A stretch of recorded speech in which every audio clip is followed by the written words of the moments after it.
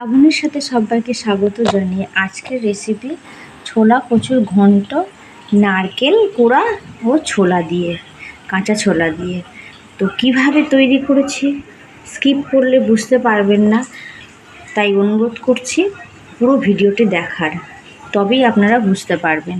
তো অনেকে তো অনেক রকমভাবে কচু শাক রান্না করেছেন, একবার হলো নারকেল কুড়া আর কাঁচা ছোলা দিয়ে এইভাবে রান্না করুন, দেখবেন নিরামিষের দিন গরম ভাতের সাথে জমে যাবে।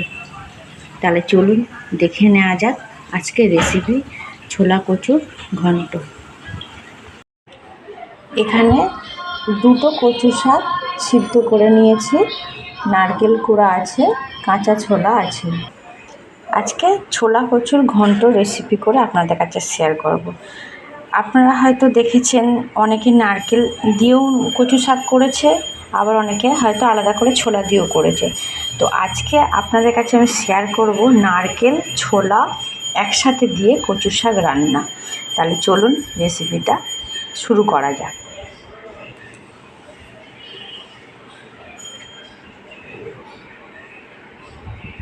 কড়াটা বসিয়ে দিলাম, গ্যাসটা অন করে দিলাম। এবার এখানে পরিমাণ মতো কচু শাকের জন্য সর্ষের তেল দিয়ে দিলাম। সম্পূর্ণ সর্ষের তেলে রান্নাটা হবে। সর্ষের তেলটা গরম হয়ে গেলে আমি এখানে 1 চামচ 5 ফোড়ন দেবো, একটা শুকনো লঙ্কা আর 2টো তেজপাতা দিয়ে দিলাম। দিয়ে 1 সেকেন্ড ভাজার পর কচু শাকটা দেবো। এবার এখানে আমি কচু শাকটা দিয়ে দেবো।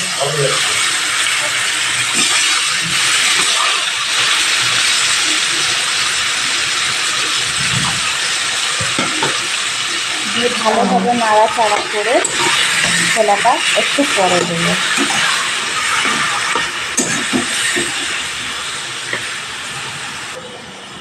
2-3 মিনিট নাড়াচাড়ার পর এই পর্যায়ে এসে ছোলাগুলো আমি দিয়ে দিলাম কচুর সাথে। যে ছোলাটা একটু সিদ্ধ হলে মশলাগুলো দিয়ে দেবো।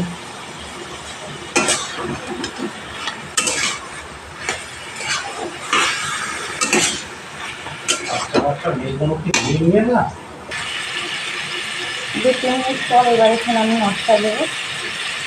ছোটো চামচের 1 চামচ গোলমরিচের গুঁড়ো, 1/2 চামচ কাশ্মীরি লঙ্কার গুঁড়ো, জিরের গুঁড়ো, ধনের গুঁড়ো, 1 চামচ হলুদ, স্বাদ অনুসারে বড় চামচের 1 চামচ লবণ। প্রত্যেকটা মশলা দিয়ে ভালোভাবে কষিয়ে নেবো 2-3 মিনিট ধরে।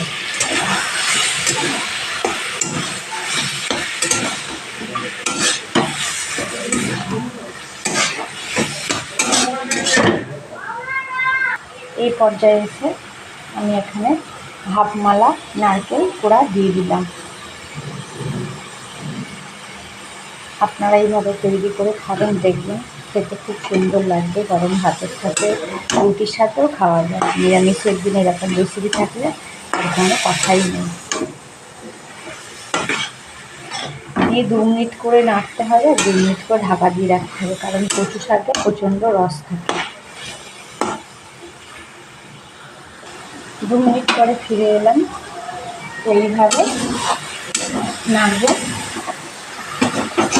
গায়ে যেটা লেগে আসছে এইভাবে তুলে দেবো।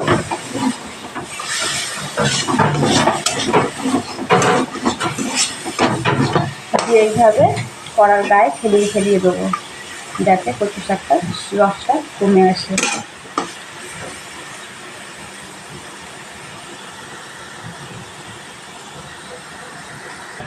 আবার 2 মিনিট পরে এলাম, এইভাবে নাড়াচাড়া করেছিলাম।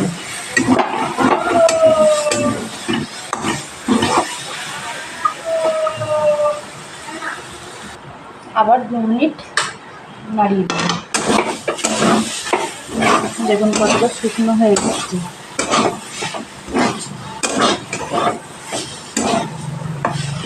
সব শেষে স্বাদ অনুসারে চিনি দেবো। আপনারা চাইলে স্কিপ করতে পারেন, কারণ মিষ্টিটা দিলে কি টেস্ট খুব সুন্দর আসে।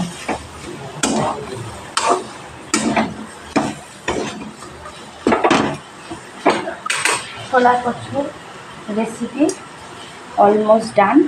এইভাবে নারকেল আর কাঁচা ছোলা দিয়ে যদি রান্না করে নিতে পারেন তাহলে টেস্ট অসাধারণ বেড়ে যায়। বড় থেকে ছোট প্রত্যেকেই ভালোবাসবে খেতে। দেখা হচ্ছে অন্য কোনো রেসিপিতে অন্য নেক্সট ডেতে। ভালো থাকুন, সুস্থ থাকুন।